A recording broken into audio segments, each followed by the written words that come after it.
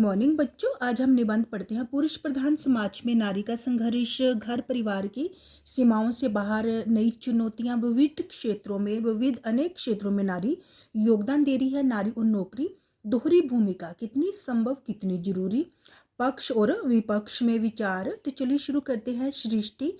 सृष्टि का अर्थ संसार। संसार के विकास का आधार नर और नारी दोनों है। दोनों एक दूसरे के पूरक है। इसलिए प्राचीन काल से ही, पुराने समय से ही नारी को सम्मान का अर्थ आदर की दृष्टि, नजर से देखा गया है। कविवर मैथिली शरण गुप्त ने तो यहाँ तक कह दिया है, एक नहीं दो दो मात्राएं, नर से बढ़कर, यहाँ पे ना लिखा, नर से बढ़कर नारी। महाकवि, शायावाद के प्रमुख कवि महाकवि जयशंकर प्रसाद ने नारी के संबंध में कहा है, नारी तुम केवल श्रद्धा हो, विश्वास रजत नगपग तल में, पीयूष स्रोत सी बहा करो जीवन के सुंदर समतल में।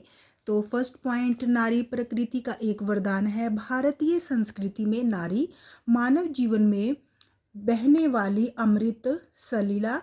सलीला का अर्थ नदी है। नारी सृष्टि, संसार की, सृष्टि का अर्थ संसार की निर्मात्री। निर्मात्री का अर्थ निर्माण करने वाली। मातृत्व, माँ की गरिमा से मंडित। मंडित का अर्थ विभूषित। करुणा का अर्थ दया की देवी। ममता की स्नेहमयी मूर्ति। त्याग, समर्पण की प्रतिमा। प्रतिमा का अर्थ मूर्ति तथा स्नेह। स्नेह का अर्थ प्यार एवं सहानुभूति। दया की अनुपम अनोखी कृति का अर्थ रचना है। एक और वह गृह का अर्थ घर की संचालिका, चलाने वाली है, इसलिए गृह लक्ष्मी है। दूसरी ओर बालक की प्रथम पहली शिक्षिका है, उसको सीख देने वाली है, इसलिए सरस्वती है। संतान को जन्म देती है, इसलिए माँ भी है।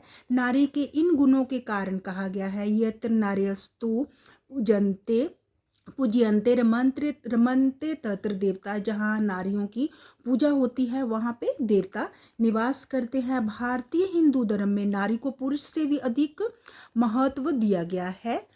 पुरुष से भी अधिक महत्व दिया गया है।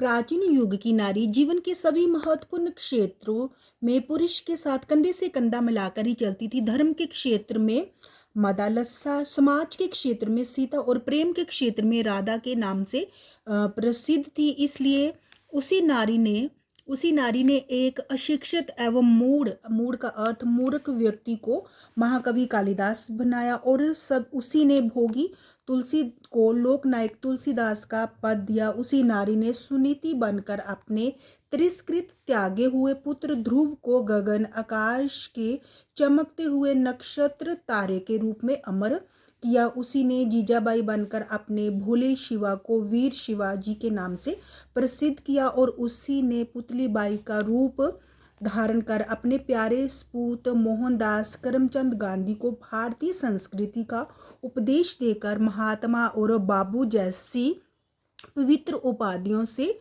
विभूषित कर दिया, पवित्र उपाधियों से सजा दिया।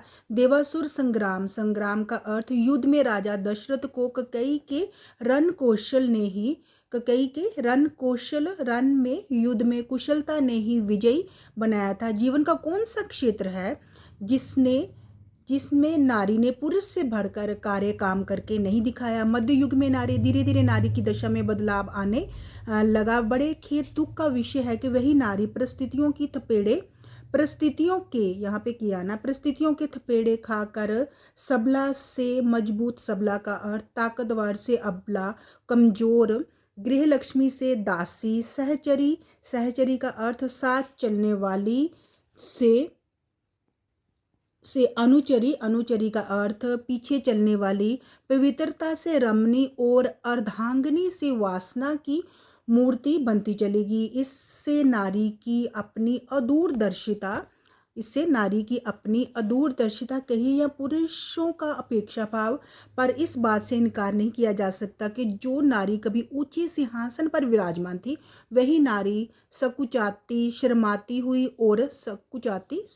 शर्माती हुई और डगमगाती हुई एक ऐसे महागर्त का अर्थ गड्ढे में जा गिरी, जहां उससे छटपटाने और लड़खड़ाने के अतिरिक्त तो और कुछ भी प्राप्त न हुआ। 20वीं शताब्दी में पहुंचते ही विज्ञान और शिक्षा के मधुर झोंकों से वह कुछ सचेत जागृत हुई और धीरे धीरे उस महागर्त गड्ढे से निकलकर समतल भूमि बाहर आ गई। आज फिर से वह नारी जीवन के प्रत्येक क्षेत्र में काम करने लगी है और यहाँ तक कि वह पुरुषों की भांति ही नौकरी करना भी अपना परम कर्तव्य समझने लगी है। नारी के लिए नौकरी उचित या अनुचित, इसका निश्चय करने से पूर्व पहले इस विषय पर विचार कर लेना आवश्यक होगा कि आज नौकरी जैसे कठोर कार्य काम की आवश्यकता ही क्यों अनुभव हुई। आवश्यकता आविष्कार खोज की जननी है और बुराई विवशता की पुत्री है। कभी वह युग था कि जब नारी और नौकरी ये दोनों शब्द एक दूसरे के सर्वथा पूरी तरह से विरोधी थे। नारी के लिए नौकरी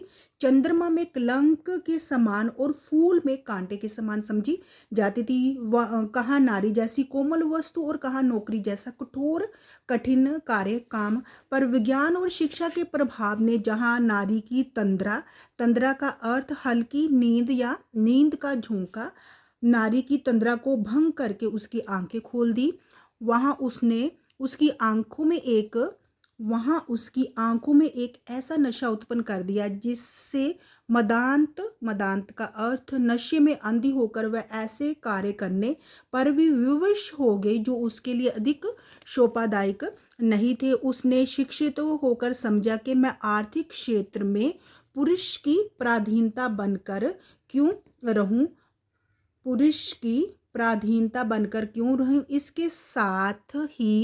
इसके साथ ही उसने अनुभव किया कि यदि मुझे अपने घरेलू जीवन के स्तर को ऊंचा बनाना है तो उसके लिए पति का या भाई का सीमित वेतन आय पर्याप्त काफ़ी नहीं हो सकता। आज की कमर तोड़ महंगाई ने उसे अनचाहे ही नौकरी करने के लिए बाध्य मजबूर कर दिया। यही नहीं, मानव विज्ञान के प्रभाव ने भी उसे ये सोचने पर विवश कर दिया कि जब 15-20 वर्ष शिक्षा प्राप्त करने में खर्च किए, हजारों रुपए फीसें भरी, तो क्यों ना उस शिक्षा से लाभ उठाया जाए। बस यही कुछ कारण है जिनसे प्रेरित हो आज नारी पुरुष की भांति ही नौकरी के लिए भागदौड़ मचा रही है। नारी के लिए नौकरी वरदान है या अभिशाप, इस बंध में आज तो विपरीत उलट विचारधाराएं प्रचलित है। जहां नौकरी के समर्थक हक में अपने अकाटे जो काटा ना जा सके प्रमाण का अर्थ सबूत देते हैं, तो वहां नौकरी के विरोधी भी अपनी सबल ताकतवर युक्तियां का अर्थ उचित विचार देते हैं। पक्ष में विचार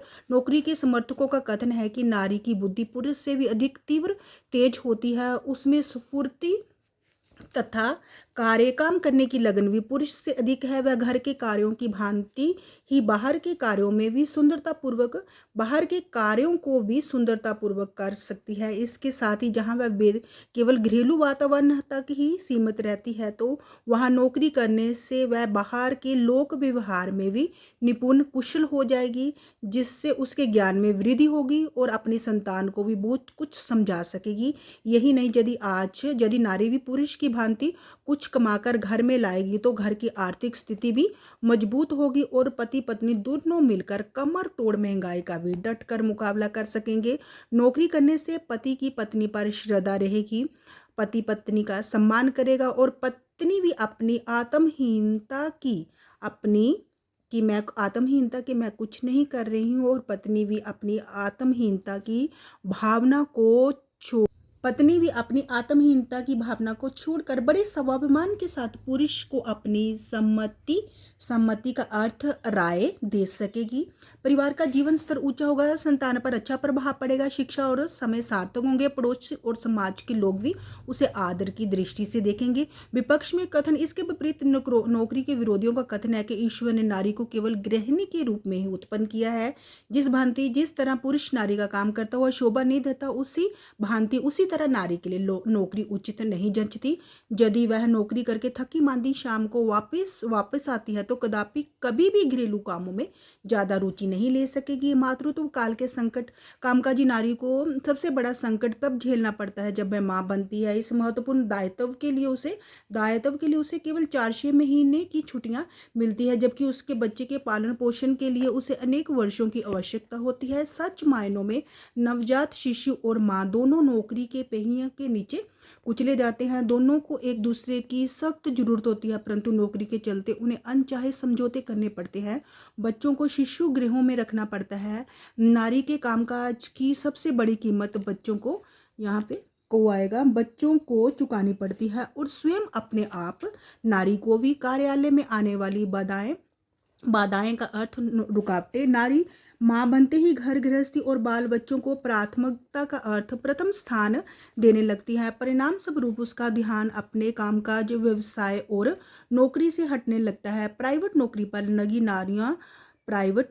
नगी नारियां इस दौरान हटा दी जाती है। कामकाजी नारी को काम के दौरान अनेक लज्जाजनक स्थितियों का सामना करना पड़ता है। उसे लोक संपर्क के कामों में चाहे अनचाहे लोगों से मिलना पड़ता है। यदि वह किसी एकांत स्थल पर काम करती हो और किसी पुरुष अधिकारी के अधीन काम करना पड़ता हो तो उसका जीवन शंकाग्रस्त रहता है। अनेक विवश मजबूर नारियों को नौकरी के दबाव में अनचाहे समझौते करने पड़ते हैं। हमारे समाज का असुरक्षित वातावरण भी कामकाजी नारी की समस्याओं को बढ़ावा देता है। कामकाजी नारी को नौकरी के काम से कभी देर सवेर हो जाती है, तब एकांत स्थान, अंधेरा और घर की दूरी तीनों मिलकर उसकी धड़कनें बढ़ा देते हैं। ऐसी स्थिति में उसके साथ कुछ भी अपमानजनक घट सकता है। परिवार का असहयोग। कामकाजी नारी के साथ सबसे बड़ी समस्या यह है कि उसके परिवारजन उसे नौकरी तो करवाना चाहते हैं, किंतु उसके बदले उसे सुविधा या सहयोग नहीं देना चाहते। उसके पतिदेव घर के कामों में हाथ बटाना अपना अपमान समझते हैं। सास ननद उसके साथ रुखाई गुस्से से पेश आती है। बच्चे माँ पर पूरा अधिकार रखकर हर काम पूरा होता देखना चाहते हैं। उधर समाज के सदस्य भी नारी की नौकरी को ईर्ष्या, जलन और उपेक्षा की दृष्टि से देखते हैं। इसी कारण उसके रास्ते रास्ते पर अनेक संकट दिखाई पड़ते हैं। आज के बेरोजगारी के युग में नारियों का नौकरी करना आग में घी डालने के समान है। आज पुरुष ही बेकार हुए सड़कों पर घूमते हैं, तो नारियों के नौकरी के क्षेत्र में प्रवेश करने पर तो बेरोजगारी और बेकारी और भी अधिक बढ़ जाएगी। दाम्पत्य का अर्थ पारिवारिक जीवन के आनंद में भंग पड़ेगा और नारी की कोमलता और भावुकता भी जीवन भर के लिए नष्ट हो जाएगी। उपरोक्त वाद विवाद के पश्चात हम इस निष्कर्ष पर पहुंचते हैं कि जीवन में नौकरी करके रुपए कमाना कोई बुरी बात नहीं, परंतु नारी यदि नौकरी की इच्छुक ही है तो उसे ऐसे क्षेत्र में नौकरी करनी चाहिए जहां उसका नारीत्व भी सुरक्षित रहे और परिवार को आर्थिक लाभ भी पहुंचा सके। उसे चाहिए कि वह शिक्षा के क्षेत्र में अध्यापन पढ़ाने का काम करे या चिकित्सा के क्षेत्र में डॉक्टर अथवा नर्स बनकर नौकरी करे। यहाँ पे आएगा जीवन स्तर को ऊंचा उठाने के लिए। जबकि पति की कम आय के कारण घर की स्थिति निराशाजनक हो, यहाँ तक धन प्राप्ति का संबंध है, वह घर पर रहकर भी कला, दस्तकारी आदि साधनों द्वारा आसानी से हो सकता है। यदि नारी घर से बाहर जाकर काम करती है तो उसे घर के प्रति अपने कर्तव्य को भी ध्यान रखना चाहिए। महादेवी वर्मा के शब्दों में इस संसार को दृढ़ करने के लिए, इस काम को दृढ़ करने के लिए ऐसी स्त्रियों के सजीव उदाहरण की आवश्यकता है जो आकाश के मुक्त वातावरण में स्वच्छंद खुले भाव, स्वच्छंद का अर्थ खुले आजाद भाव से अधिक ऊंचाई तक उड़ने की शक्ति रखकर भी बसेरे का अर्थ घर को प्यार करने वाले पक्षी के समान कार्य क्षेत्र में स्वतंत्र परंतु घर के क्षेत्र में बंदी हो। निष्कर्ष अतः नारी का कर्तव्य है कि वह एक आदर्श गृहिणी, सच्ची धर्मपत्नी और उच्च जननी माँ बनकर ही घर की शोभा बढ़ाए। नौकरी करते हुए